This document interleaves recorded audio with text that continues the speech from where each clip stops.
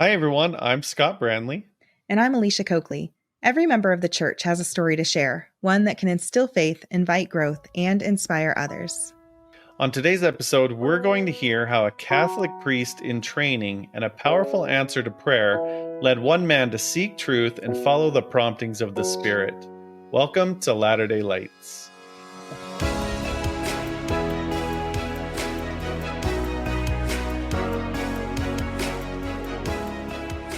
Hi, everyone. Welcome back to another episode of Latter-day Lights. We're so glad you're here with us today. We're really excited to introduce our guest, Dr. Fred Dodini. Dr. Fred, how are you doing today? I am well. I hope you are too. We are. Doing great. Yeah. I was just asking Scott earlier if he got a Sunday nap in. Did you? No. Busy No. day today. Me neither. So if we fall asleep, Scott will just have to keep the show going for us, huh? I didn't have a nap either. We're all gonna fall asleep. No, I think this is going to be a really interesting episode. Actually, I'm excited for it. I concur. So, Dr. Fred. Yeah, how do we address you, Dr. Fred? Fred is just fine. Okay, that's what my mother calls me.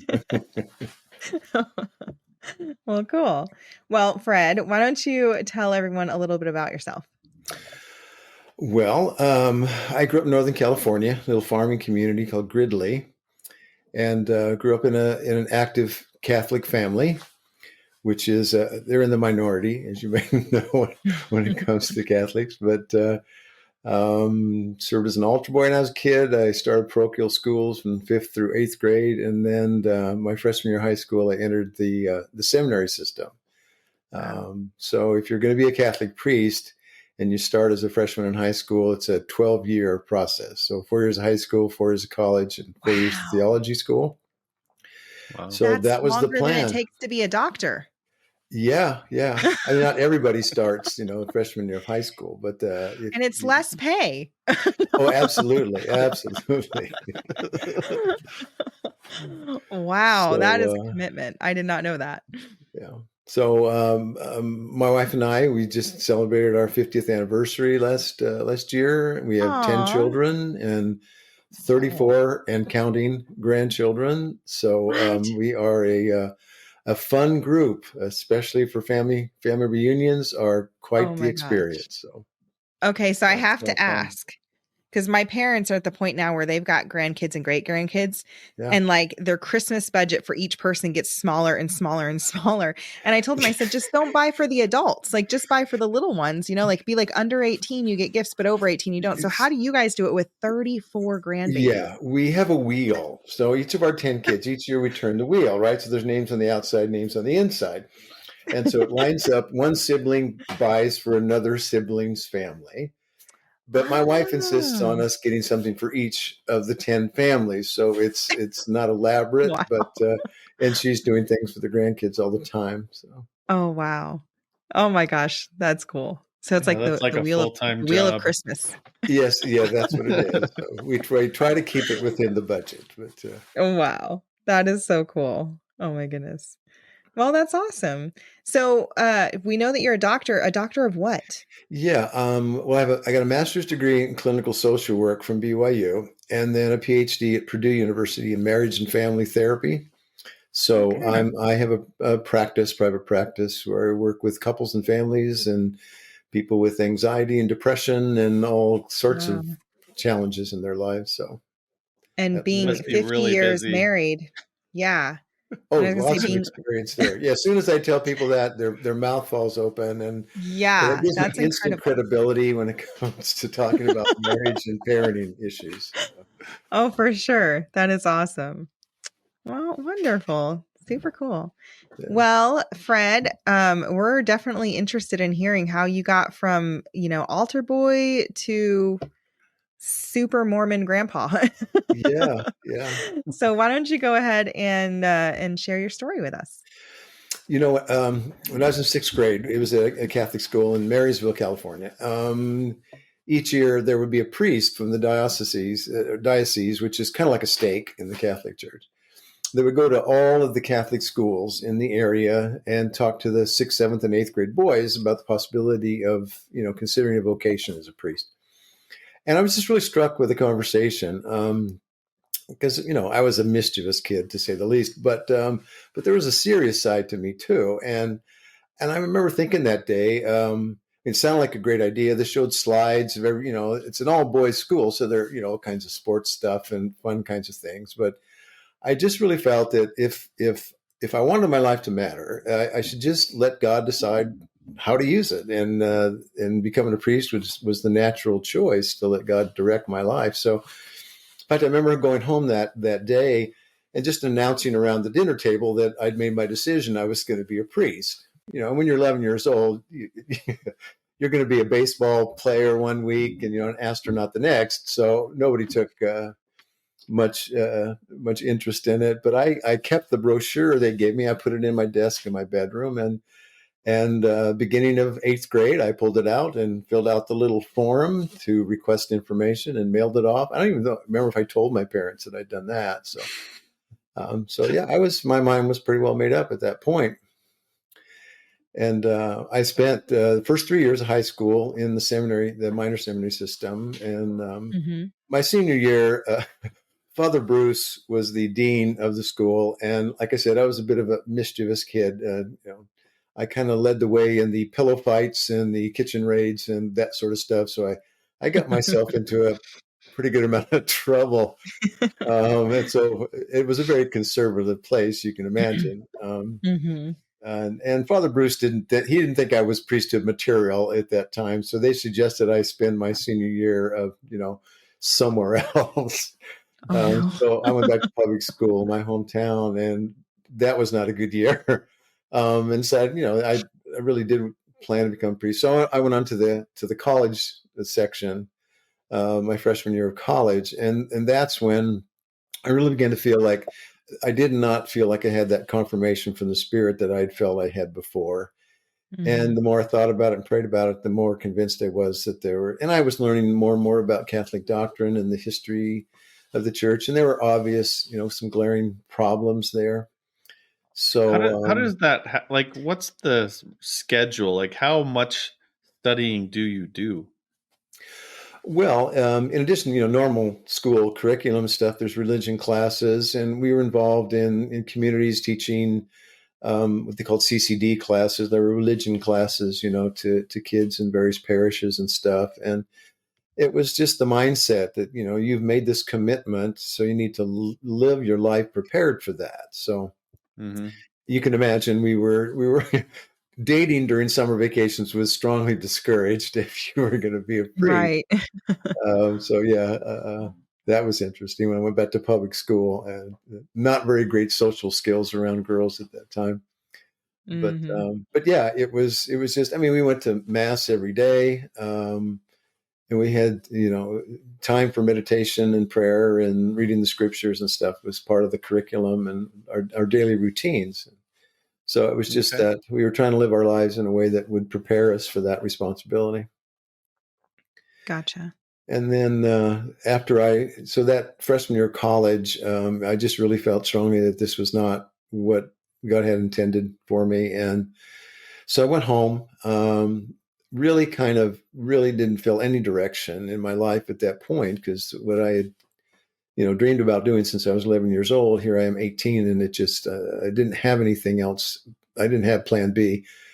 But I remember I enrolled some community college classes and stuff, but my head wasn't in it. And so I really began to pray. And I did normally, each night before bed. And I remember vividly, it was a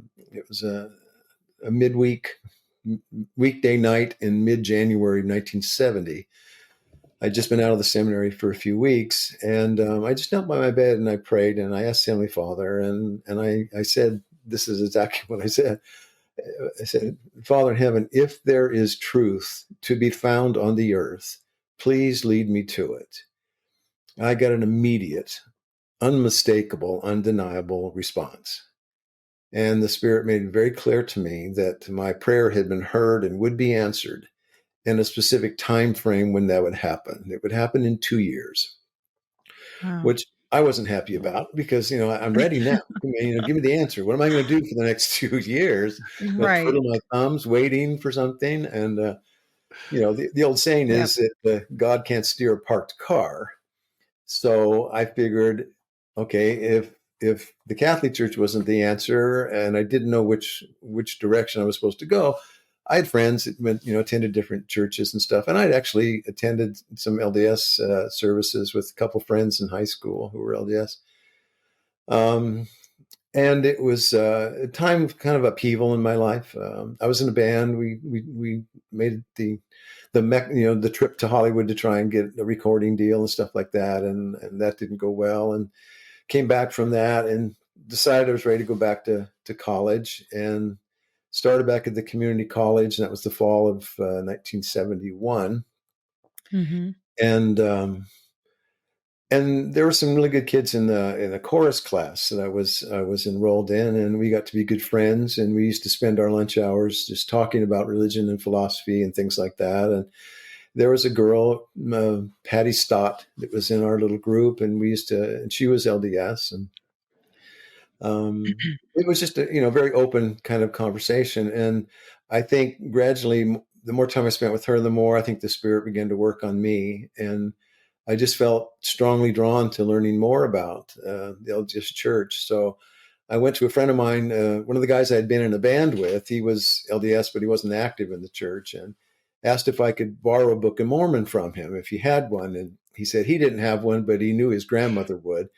So Mm-hmm. I was at his house. He got on the phone and called his grandmother. And a couple minutes later, I looked out the window and she was sprinting down the street. She was probably in her 70s at least, with a Book of Oh. Mormon in her hand. So I started reading and couldn't put it down. I read the whole book in Wow. a couple of weeks. And then I went to one of the faculty members on campus that I knew was LDS and just said, I've read the Book of Mormon. I want to know more. What's the next step? And he said, well, I can contact the missionaries. Mm-hmm. So in my little farming town of Gridley, California, I got a call one day from a gentleman who wanted to come by, and he and his friend were ward missionaries. They were funny. They were both pig farmers, so a little uncouth, and but and I had all these very intelligent questions, I thought, and they struggled, I think, to answer them. But the more I took the discussions, the more convinced I was, and the Spirit continued to work with me. And so they asked me about baptism. I said, "Yeah, let's do it." So Um, how long was this after your prayer? that was almost 2 years at that point. That I, Okay. yeah, that uh, it was a little after the 2 year period that I actually got baptized. I got baptized in March, and that prayer experience had been in January 2 years before. So, but I was reflecting on that a few months afterwards, and the big changes in my life, and especially with the gift of the Holy Ghost, radical change. Mm-hmm. It was like the Spirit was cleaning house in my head. I just began to, with the old doctrines, the old ideas, just began to kind of drift away and be replaced with, the doctrines of the restored church. And I was reading everything I could get my hands on. I read the Book of Mormon probably 3 times in the first 3 or 4 months, and Wow. and Wow. President Kimball's book, and just like I said, I just tried to devour as much information as I could. And one day, like I said, a few months afterwards, I was just thinking back and reflecting on what had happened and that whole process. And I realized that the day I opened the Book of Mormon and began reading it for the first time was almost 2 years to the day of that Wow. prayer experience. So Very I cool. didn't write it down at the time, but it was in a midweek day in mid-January, 2 years later, that I opened the Book of Mormon for Wow. the first time. So That is um, so cool. That's just cool. things have gone well ever since. What was that Mhm. like? Having grown up with a certain way of looking at God and certain doctrine, and then having the Book of Mormon come in out of nowhere and just with new ideas and new teachings? Because, as I read, because I had there were a lot of questions, Catholic doctrines and stuff that weren't really answered in the Bible. There were, policies and doctrines that the Catholic Church taught that weren't really taught in the Bible. But reading the Book of Mormon just kind of filled in most of the blanks that I'd had, questions concerned about some of the doctrines and things. And it felt right. I mean, that's what the Spirit does. It felt like home. In fact, the morning I got baptized, I jumped on my bicycle and decided I was going to make one last, trip to make sure I was making the right decision. So I pedaled past the LDS church on Spruce Street in Gridley and felt this overwhelming feeling like I was coming home. Aww. And then another, maybe half a mile away, I drove by the Catholic church I had grown up in. I had been in there hundreds of times, served as an altar boy, and I felt nothing. I just felt empty. And so to me, that was just the final confirmation that I was making the right decision. I was home. Wow. So can I ask, and I don't know, I mean, you don't have to share if you don't want to, because normally we don't really do this on the show. It's more just about the experience and not like the doctrine part. But I'm curious, like for you, what were some of the things that you struggled with doctrinally in regards to the Catholic Church that were answered as you were reading the Book of Mormon? The doctrine of the Trinity that really came out of the Council of Nicaea in 325. The idea that God was a mystery, that there's the 3-in-1 concept. It didn't jive with me on what I was reading in the scriptures. The Savior addressed the Father. He always said the Father is greater than I. And, when he said the Father and I are one, he also said the same thing to the apostles, that they needed to be one. So that was an issue. And the whole concept of transubstantiation, that somehow the Eucharist or the sacrament is somehow actually transformed into the body and blood of Christ. Like the physical body, right? Yeah, even though it still maintains its appearance of, bread and wine and that sort of thing. And it just, I knew about the Last Supper. I knew about what the Savior had said to the apostles. And that just that didn't stick. It didn't work for me. Yeah. And there were practices back in the ancient church, the popes who were selling indulgences and doing some bad things. And just overall, the history of the church, changing of the form of baptism, there were all kinds of things that to me seemed not in harmony with what the New Testament taught. Did you ever bring that kind of stuff up while you were in the seminary? Did you ever ask anyone else about it, or did you kind of keep it internal? Yeah, we didn't talk about in the high school part. We didn't really get that deep into some of the doctrines, but in the college department, our freshman year, we got more into the philosophy and that sort of stuff. And we used to talk about some of these things in our classes. There were a lot of young men there that really were kind of on the fence as far as whether they believed the scriptures were literal or not, and even today there are people in a lot of mainline religions that aren't entirely sure exactly what the Savior's role was. They don't understand the atonement very well. Wow. What about the doctrine of, with priests being single, and having that life of celibacy? Like, how did that feel to you? That policy, and that didn't really come out until it was the 4th or 5th century, at least. And the idea was that somehow, if you were going to be serving God and serving, your fellow men as a priest, that you didn't have the time and the energy to devote for a family. And there were doctrines about that kind of made the flesh, any kind of sexual relationships and stuff like that, that was a lower level of faith, I suppose. And so, priests and nuns were considered, they were living by a higher standard, I guess, if they took vows of poverty, chastity, and obedience. So, but I knew a lot of priests that were struggling with a lot of things. Even the ones in the seminary where I lived, it was a boarding school environment, so we lived there 9 months of the year, and some of the priests were struggling with alcohol issues and some other stuff. So I knew it was a difficult life. And I knew there were some things missing from their lives that didn't necessarily have to be. Gotcha. Did they encourage you to ask questions, or was it more like you don't ask? No, that was typical of the Vatican Council, which was a big church council in the Catholic Church in the 60s. really opened up a lot of ecumenical kinds of ideas. We started, it used to be considered a mortal sin to even attend another church's service. But there in the seminary, Wow. we had a really good choir, and I played in the combo and sang in the choir and stuff. And we used to perform at other churches in the Sacramento area, and so there was more of a kind of an open position on inquiry and learning more about other religions, and the Greek Orthodox Church, which had broken off from Roman Catholicism back in the 13th century. Now it was okay for Greek Orthodox priests to come celebrate Mass with Roman Catholic priests, and it was considered valid. So that was huge. Wow. That's cool. So there were changes. Yeah.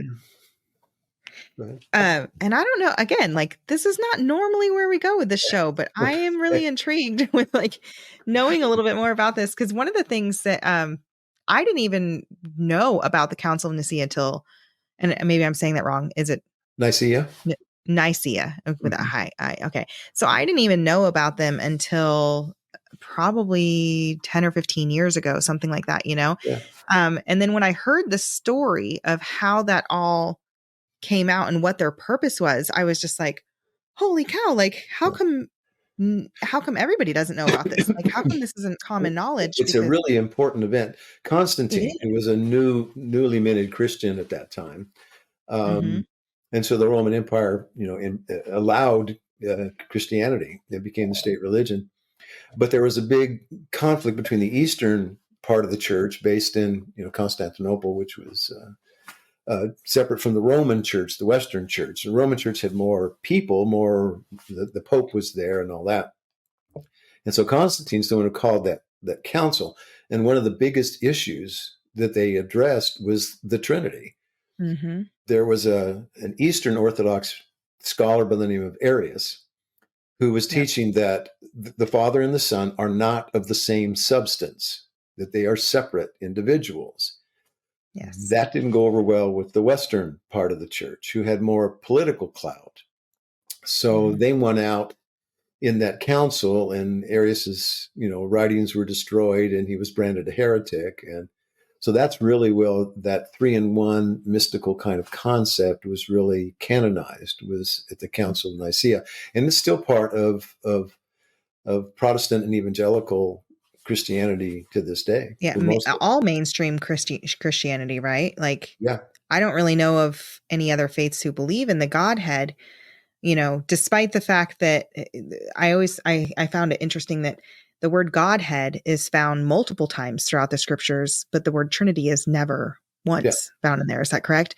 So it's interesting how they came to like gather that idea. And I know that there's a few scriptures that are kind of confusing when you read about, I am the Father and the Father's in me. And, like, I understand that, but it was just, it was almost like jaw dropping to me when I learned about this council and like the history of it. And I just thought, how did Christianity get so far? You know what I mean? Like, it was a gradual how thing. did that happen? Yeah. There's a book, I'm trying to remember, I believe it's written by one of the elders. I think he's in the presiding bishopric, and his name escapes me at the moment. I think it's called the Blueprint for the Savior's Church, or something to that effect. Okay. And it's a really good book. And he documents a lot of these changes that occurred over the centuries. And he found there was a letter by the Bishop of Carthage, Northern Africa. And this was in the early 4th century, like around 300. Well, maybe in the 3rd century. He was the bishop of that congregation.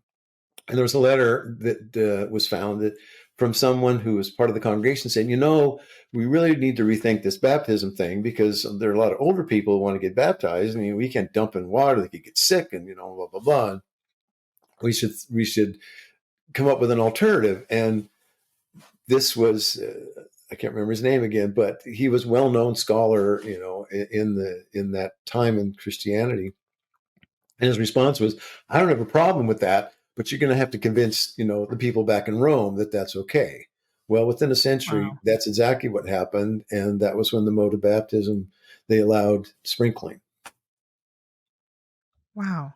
I see. Interesting. I didn't know that. Yeah. So they used to baptize like we did. Yeah. Like we do. Originally, in the first, second Christian, century of the Christian Wow. church, there were still a lot of the original first century doctrines that were surviving, but over time, just a lot of it's an apostasy. A lot of false doctrine began to creep in and gradually gain acceptance over time. Gotcha. Very interesting. So as you're learning, reading the Book of Mormon and stuff, like you must be comparing all these things that you've learned to what you've, to these new ideas from the LDS Church, right? It wasn't really a comparison. It just made sense, and that's Okay. how the Spirit works, right? You know truth when you Mhm. recognize it. Yeah. I mean, I knew it when I read the Book of Mormon for the first time. I knew it when I prayed about Joseph Smith and about whether the church was true. So it had that it spoke to me. And so I didn't really struggle over those changes. I was all in when I made the decision to get baptized. And Okay. in fact, it was interesting. After I'd had the missionary discussions, I went to one of the other faculty members at the community college that I also heard was LDS. And I said, I've read the Book of Mormon. I've taken the missionary discussions. I want to get baptized. I said, are you authorized to do that? It just so happened he was the state mission president. Oh, how So cool. he's the one who baptized me. A couple Oh, weeks that's later. awesome. So how did that affect your family? It Yeah. didn't go over well. Oh.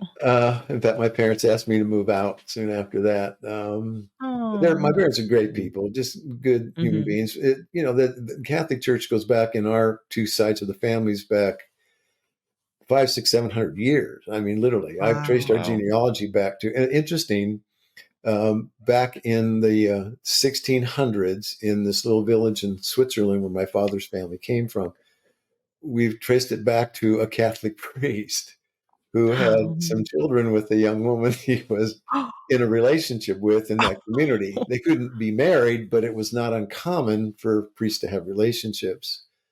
Really? Yeah. So Wow. I've got some Catholic priests on both sides of my family, my mom's and my dad's. How scandalous. I know. I try to bear the shame. Oh, man. Did your family ever, come around at all, or? We kind of had to understand. I had moved out for a while. I was living in an apartment in Chico where I was going to school. And then that young woman that was in my class, and that's another story. I'm reluctant to share this because it's going to give some people the wrong impression. She was over at another friend's house. There was another girl in our class we were all friends with. And I remembered just wondering what role she might play in my life. Or I was really just kind of praying and asking, what's the next step kind of thing. And I remember I was sitting in a friend's car and I said, just kind of out loud, that's the way I used to pray. I used to talk to God. I said, maybe we're going to wind up married. And boom. I mean, I felt the force come through the top of my head and explode in my chest. That's the best way. You talk about the burning in the bosom. And the answer was very clear. That's it. She's the one. And I was not even a member of the church then. Wow. That was at least a couple months before. So yeah, that was weird. And I thought, well, I can't tell her that. She'll think I'm really crazier than they already thought I was. But the Spirit just kept pushing and pushing and pushing. And she had experienced one day, it was lunchtime. She was just praying about, what direction Lord wanted her to take in her life. And she had this really strong prompting to get up and walk over to it's kind of an outdoor lunch area there. And I was there. And she just felt directed to sit down and we started talking. And I said, well, I've got something I'm supposed to tell you. I don't want to because you're going to really think I'm crazy, but I had this experience and I explained it to her. And she just kind of smiled and nodded her head because she's LDS. She's not going to marry somebody that's not LDS. And I had no idea, no time frame, none of that stuff. I just had that experience. But yeah, after I was baptized and we started dating, and yeah, got engaged a few months later. Wow. So, That's cool. Really? yeah. That's awesome. Oh my gosh. Okay, so take us to, you're in college, now you're baptized. How do you go to picking this profession that you're in with, wanting to be marriage and family counselor and all that kind of stuff? Yeah. Like, where do you go from there? Well, I mean, that was my plan. I majored in psychology, minored in music, and I played in bands, dance bands and stuff like that in high school and college. And we used to play for all the church dances when I was in college. And I was applying for graduate programs in counseling fields, psychology, and all that sort of stuff. And I just got a call from out of the blue. The guitar player in our band, who was leaving on his mission, had run into another couple of musicians in a music store who played in a 50s show band. You probably guys have never heard of Sha Whoa. Na Na, but they were a group of, Yeah, I have. you I have, grew up okay. on that. So they were a bunch of, guys from Columbia University in New York, and they played at Woodstock. And so 50s music was Yeah. really popular at the time in the mid 70s. And Happy Days was on TV and stuff. Yep. And they were looking for a bass player. They wanted to leave school and go on the road. And I thought, 50s music is really not very challenging. And I was a better musician than that. And, I don't want to get up and jump around on stage and put dippity-doo in my hair. I mean, that was beneath me, right? But I felt this prompting. I needed to go audition with them. And I did. And I got another powerful spiritual impression. That's what you're supposed to do. And I remember going home to my wife and saying, this is crazy. I have no idea. This doesn't make any sense at all, but I feel like I'm supposed to do this. And so we both, fasted and prayed about it and made the decision. And so I graduated, finished my undergrad about 6 months later, and the band went on the road. And I spent 2 years with the Boppa Dips. That was the name of the band. They are still in existence in Missoula, Montana. The guy who was the Wow. leader of the band started another incarnation of them. And it was terrible. I mean, it was dangerous. I mean, we could have gotten killed several times, traveling in Canada, 40 below zero in the middle of February and having vehicles break down. So it was a little scary, especially Yeah. with my wife. And we had 2 kids at the time. And so it came to the point where I said, this isn't working. This can't be the right thing to do. So I quit the band and was planning to, go back, get my plans started for graduate school. And then we moved to Utah, so I would be closer to BYU because I thought, they had a program in social work and marriage and family therapy and psychology. So that was kind of the plan. And I got another phone call from somebody I'd never met and didn't know, who wanted me to fly to Phoenix and audition for his bigger 50s touring band. He was picking musicians from different groups around the country.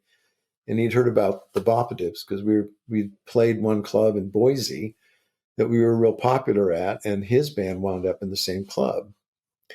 And the coincidences are kind of really weird here. The guy who was leaving used to do a comedy Ray Charles impersonation. We did a lot of tributes from people in the 50s and early 60s. Just so happened that I did 2 in my other 50s band. I played a nerd character. The other bass player was a nerd character. So I just felt, again, my wife and I had the same impression. This is what you're supposed to do. This part's not over yet. And I thought, Wow. it's a bummer. I was all jazzed to go to grad school and stuff. And so I joined that band, and the next 6 years, it went from crazy to crazier. Wow. I remember just a few months after joining the band, I was home back. We were living in Utah, and the band was based in Orlando, Florida. Mm. And we had a little time off, and I was home and made an appointment to see the bishop. And we had just moved from one ward into this new ward in Orem, just a couple weeks before I left to go to join the band and go on the road. And so the bishop I think he thought I was inactive or something. And I asked for the meeting with the bishop because I wanted to make sure that the family had good home teachers and visiting teachers, because I knew I was going to be gone a lot. And so I met with him, and I walked in, and he shook my hand, and I sat down in the chair in front of his desk, and he just stared at me for a few seconds. And then he said, I've been thinking about this conversation all day. I had all my remarks rehearsed. I was going to tell you need to quit this band, come home, take care of your family. But when we shook hands and you sat down, the Spirit said to me, you cannot tell him that. Wow. And I said, I'm so glad that you are in tune with the Spirit, because I can't explain this either. I just know that this is what I'm supposed to be doing. I don't have any idea why. I just want to make sure my family is getting what they need. And so about a year and a half later, it just being based in Orlando, we toured all over the country and internationally, but I wasn't, I didn't want to leave the family. And they would travel with me as much as possible. We just decided to move to Orlando. So we did that, and we'd been there a few months, and we went in to see the bishop for, how we used to do the budget assessment and stuff like that. Yep. So my wife and I were there and walked in. Bishop greeted us. We sat down in 2 chairs in front of his desk, and he just stared at me for a few seconds.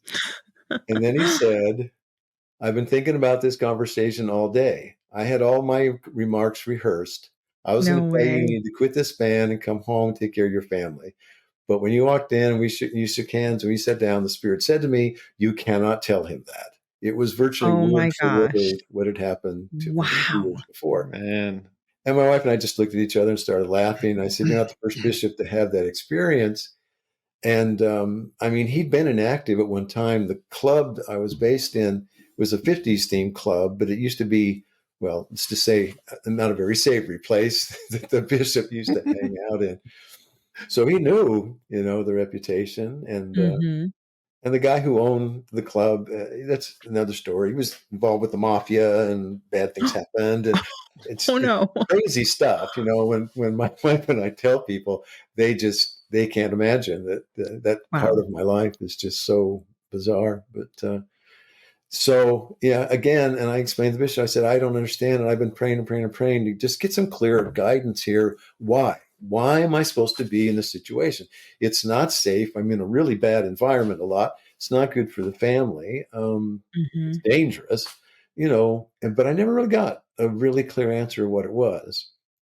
But when the time came when I knew it was over, the Lord made it very clear. The door slammed shut and it was done. Wow. And, so you still don't know why? I still don't know why. You must have affected. I was going to say, you must have affected somebody along the way. Well, there were, a couple of people that joined the church that were friends of ours, and especially my wife. And so, my logical mind has to come up with some explanation. Well, that must have been the reason, but I've never really felt like I had any clear explanation. At one time, I thought, well, maybe this is just kind of preparation for something else that's going to come later. So that seemed to make sense. And when I did get a chance to go to grad school and become a therapist, a lot of those experiences really helped me understand people from very different backgrounds and people with all kinds of addictions and bad stuff going on in their lives and trauma. And so in that regard, I think it's helped me feel more compassion for people who are very different than me, certainly, and whose lives they really struggle. Oh, that's an interesting perspective. So I'm noticing, you've got a few books behind you. Yeah. And I know we talked a little bit about this book. So do you want to kind of lead us into that? Sure. Well, it kind of follows that same idea of following the Spirit, searching for truth in our lives. And so I was the clinical director for the Anasazi Foundation in Arizona. It's a wilderness program for teenagers and young adults. And it's run by some LDS families. We didn't really emphasize spirituality per se, but people would come from literally all over the world with various different kinds of religious backgrounds. So we always try to include at least a recognition of spiritual values, if they had any in their lives. In the Native American community, because one of the families was Ezekiel Sanchez. He's Totonac Indian, and his wife is Navajo. So a lot of Indian kind of culture about the Great Spirit and the Creator and those kinds of things, that language would be part of the way we spoke to kids. So we were always trying to find stuff from their wilderness experience. They're spending 6 weeks at least out in the wilderness, living really primitively, as a teaching method. And so I still remember the conversation. It was a 17-year-old boy from Beverly Hills whose family was very wealthy and entitled, and he had rejected all that and was kind of angry and rebellious. And he was kind of hard to connect with. And we were just sitting on a mountaintop one day, and I said, we're not here to tell you how you live your life. That's a choice you get to make. But can I help you figure out what the options are? He said, what do you mean? I said, well, there's 3 kinds of people in the world: sun people, moon people, and star people. He said, what are you talking about? I said, look up. What do you see? I see the sun. Okay, so what? Okay, well, what does it do? It provides light. Yeah. Warmth. Yeah. Nutrition. Vitamin D comes from sunlight. We need it for plants to grow, so we have food to eat. We need it for photosynthesis, so we have oxygen to breathe. So life on the earth couldn't exist without the sun. And the sun uses its mass to create a gravitational force that guides the orbit of the earth. We are just the right distance from the sun, or life couldn't exist on this planet. Yeah. So I said the sun exists to serve the earth. It's the strongest, most powerful thing in our solar system, but its whole focus is on us, a tiny little blue ball in the night sky. So I said sun people are the same way. They provide light in the form of knowledge, wisdom, understanding. They provide warmth in the form of compassion and love. They provide nutrition in the form of service to the bodies, the minds, the spirits of all those around them. And they use their knowledge, their wealth, their positions of influence in the world, their power, to guide other people's lives in a positive direction toward, happiness. And I said, have you ever met any sun people? And he stopped for a minute. He said, yeah. I said, how do you feel when you're around them? He said, I feel good. I know I have value. They see me as a person of value, regardless of what I'm doing. I said, yeah, that's been my experience too. So yeah, some people are the best. What about the moon? What do we know about the moon? Does it produce its own light? No, just what's reflected from the sun. So I said, well, that means the moon is always half in the light and half in the dark. Part good, part evil, part truth, part error. And then every now and then you have a little process where the sun, you got a full moon in the night sky, and then all of a sudden it starts to get darker and darker and darker until the moon is totally in the dark. I said, you know what causes that? He said, yeah, it's a lunar eclipse, dude. He's from California. And I said, yeah. And so isn't that amazing? We've got a reminder in the night sky what happens when people let the world get in the way. And that's what moon people do. Their focus is on temporal things. It's about power and wealth and prestige and entertainment and good looks and popularity, all the stuff we leave behind when we die. But moon people are part in the light, part in the dark. They're ambiguous. They got the devil on one shoulder and the angel on the other. They're struggling to choose between good and evil. And their focus is on themselves, not on the welfare of other people. And I said, do you know any moon people? And he laughed. He said, yeah, I live with them. So I thought, okay, didn't want to go any further about that. Yeah. So I said, oh, okay. And I said, what about stars? Stars are just a tiny pinpoint of light in the night sky. Hardly any light at all, and no heat, no warmth comes from them. They're too far away. And I said, yes, star people are the same way. What little light and goodness they have within them, they don't value. They don't nurture it. They don't want it to grow. They don't have anything to share with other people. So their lives are in the dark, and they prefer it that way. They want power, and they'll do whatever it takes to get it. They lie all the time. They steal, they cheat, they kill. It's all about control and power over other people. And I said, have you ever met any star people? And he said, yeah, you do not want to be around those people. They will hurt you. And I said, okay, yeah, he knows. So I said, I just want to help you figure out your options in life. You're meeting some real sun people here. The people on the trail, the staff were great. I mean, a lot of them were just, college kids. They weren't that much older than the kids that were in the program. But they just had a light about them. They were so positive and optimistic. And I said, you have these opportunities here. You can see the way these people live their lives compared to some of the other people you've known. So those are your choices, sun, moon, or star. And again, I can't make the decision for you. Neither can your parents, and neither will God. But if you want to know what those look like, if you think being a sun person is the way to go, by all means, go for it. And as I got up to leave and in our conversation, I turned back to him. I said, "Oh, by the way, for the rest of your life, every time you look up in the sky, you're going to remember this conversation." He said, "Dude, you're totally in my head now." I said, "Yeah, that was kind of the idea." We laughed and we had some good conversations after that. So that became the theme for the book.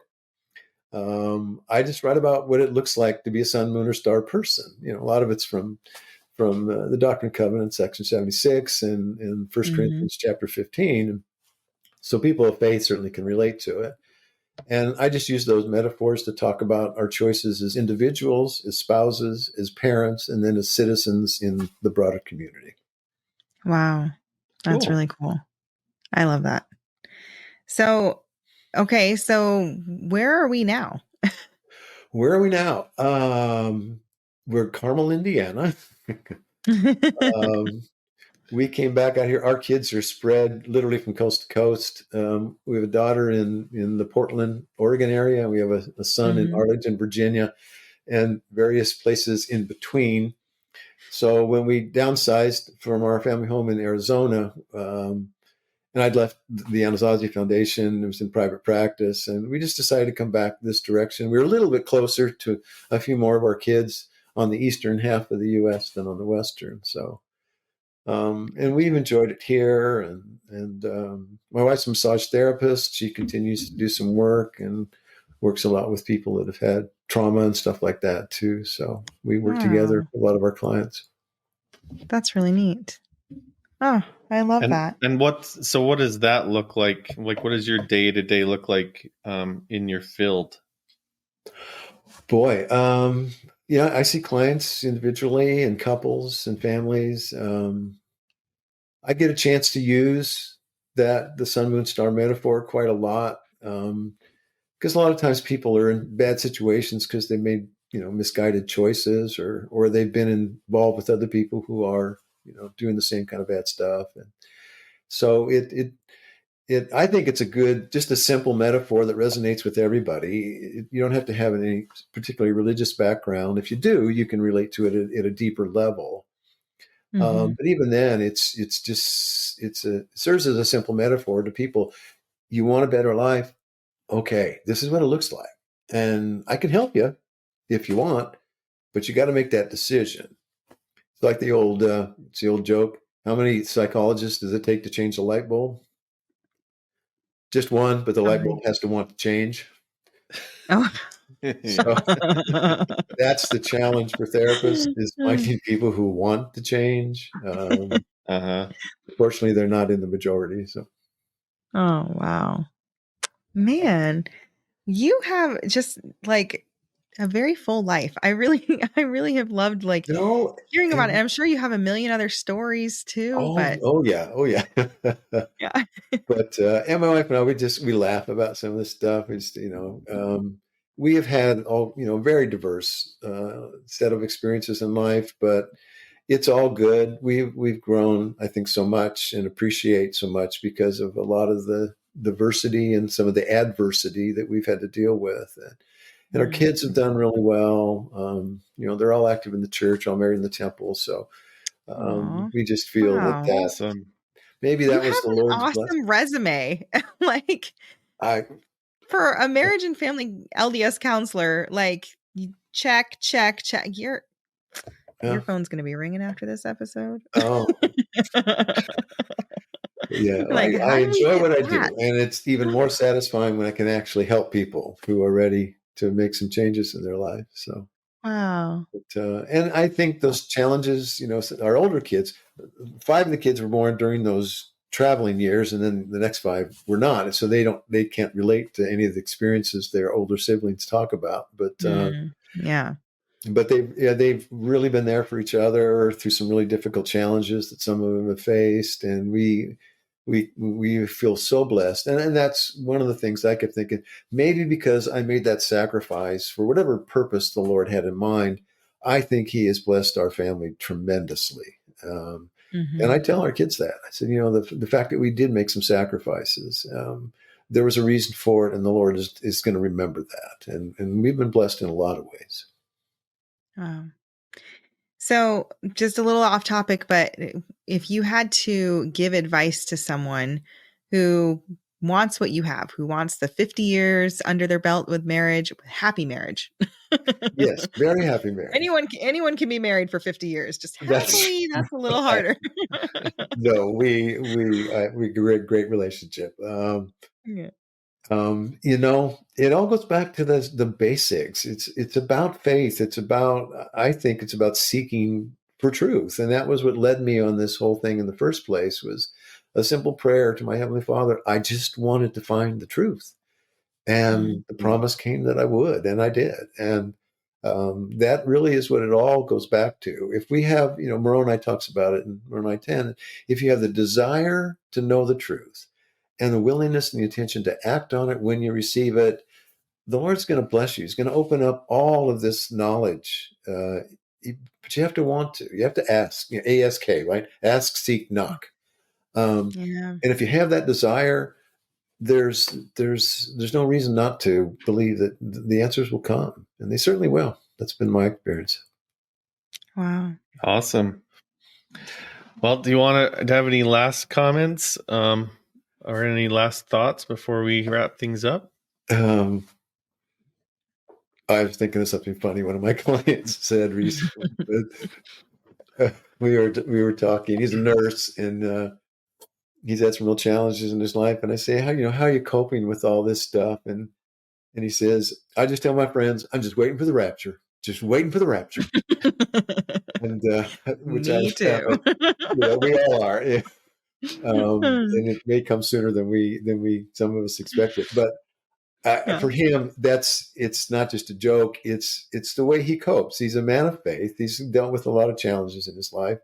He's got some sexual orientation issues going on there. We don't, focus on that so much. It's mostly about being a good person, and that's what he wants to be, and he's striving to be, and so anything I can do to help him in that process. So I'm encourage people that if you make the commitment, if you want to be a sun person, in fact, I kind of have it. There's a secret to the book.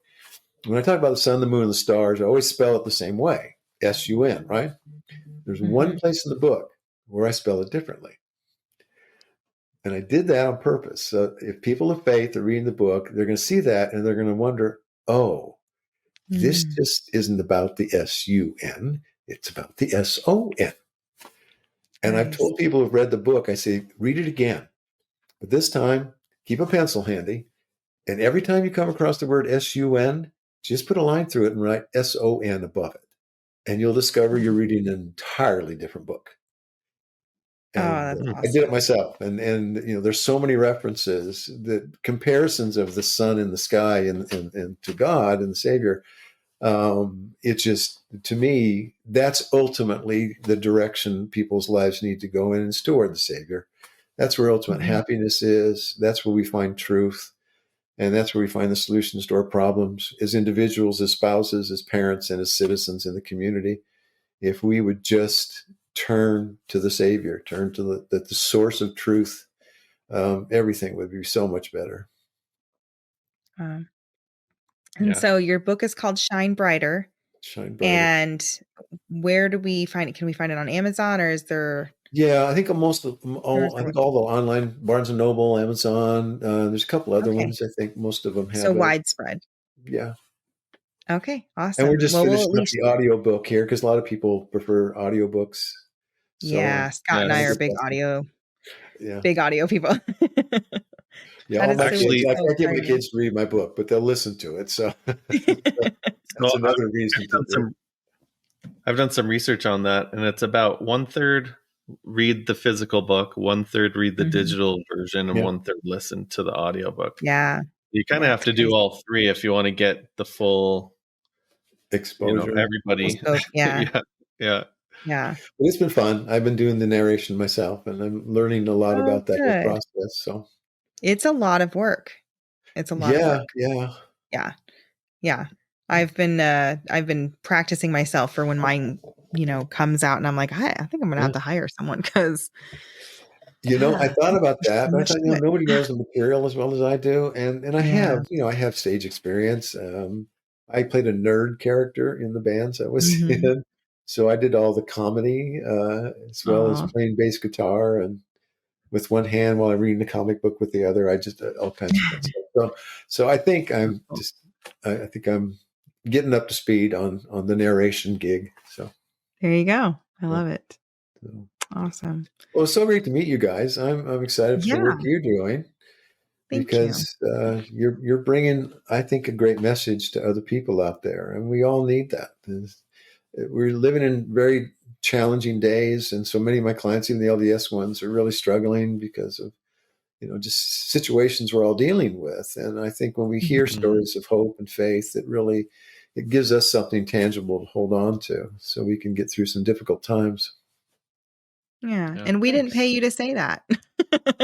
No, not at all. That's free advertising right there.